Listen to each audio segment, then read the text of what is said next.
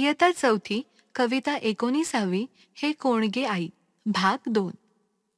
आता आपण कवितेच्या पुढील ओळींमधून बघूया या मुलाला आणखी कोणते प्रश्न पडले आहेत ते.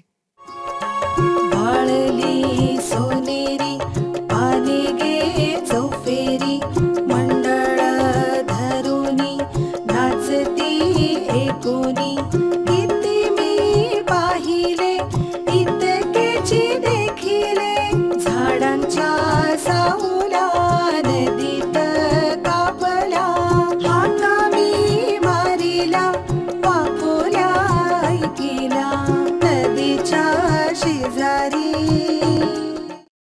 मॅडम, येथे वांकोल्या शब्द आला आहे. वांकोल्या म्हणजे काय?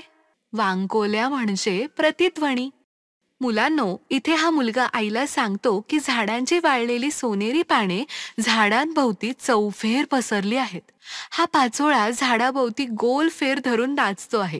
तसेच झाडांच्या सावल्या नदीच्या पाण्यात थरथरत आहेत.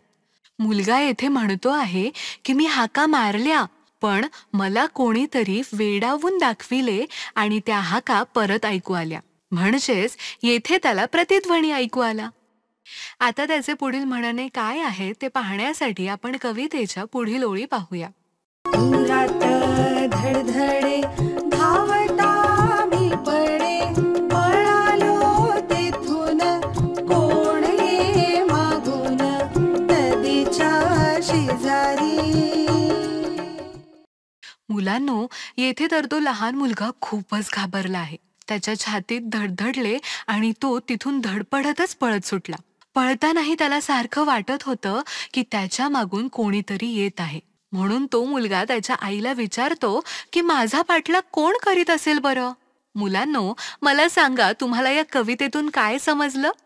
मॅडम, त्या ठिकाणी वारा अनेक करामती करत होता का?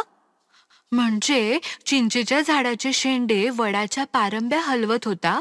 मॅडम, वेणूच्या पेटातून वारा वाहिल्याने शिळेसारखा आवाज ऐकू येत असेल का? बरोबर.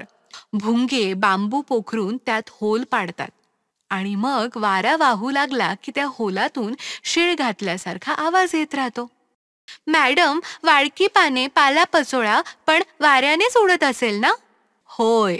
आणि नदीवरून वारा वाहताना नदीच्या पाण्यावर तरंग उठतात. त्यामुळे झाडांच्या नदीत पडलेल्या सावल्या कंप पावताना म्हणजेच थरथरताना दिसतात.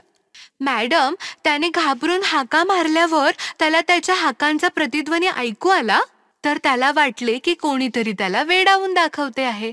तशाच हाका परत मारते आहे. होय. हे सगळं पाहून तो कमालीचा घाबरला आणि पळत सुटला. आपल्या मागून सारखी कोणाशी तरी चाहूल लागते आहे असं त्याला वाटलं. मुलांनो, निसर्ग नेहमीच सुंदर दिसतो असं नाही. कधी कधी त्याचं रूप असं घाबरवणारं, कोड्यात टाकणारं पण असतं. हेच या कवितेत सांगितले आहे. एका लहान मुलाने हा अनुभव घेतल्याने त्याची घाबरगुंडी उडणं हे स्वाभाविकच आहे, नाही का? हो मॅडम, तिथे कोणीतरी आहे असं त्याला वाटलं असेल, म्हणूनच तो आईला विचारतो, हे कोण गे आई? अरे वा! म्हणजे आता तुम्हाला कवितेचं शीर्षक आणि कवितेचा अर्थ हे अगदी व्यवस्थित समजलेलं आहे.